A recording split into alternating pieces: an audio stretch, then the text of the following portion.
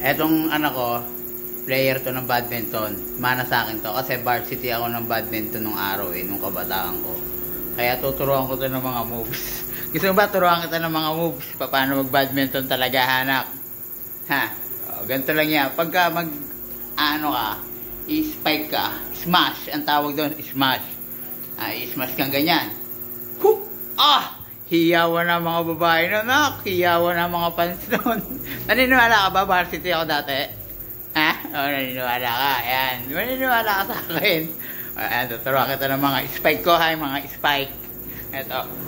Pagka yung tawag dito, ano ba tawag doon? Nakita. Oo, nakaganang ka dapat. Para pag spike mo, hoop!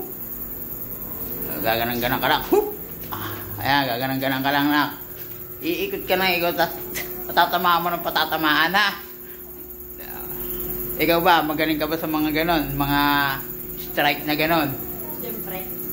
Marami ka ng laban, marami. May ilan na panalo mo? 3. Aba, mana ka talaga sa akin. Ako, pagka naganyan ako, gaganyan. Ganyan. Ay, uy. Ito yung mga tinuturo ko sa teknika. Intindi mo, ha? Sige, mamaya. Pakikita ko sa yung mga ano ko pa.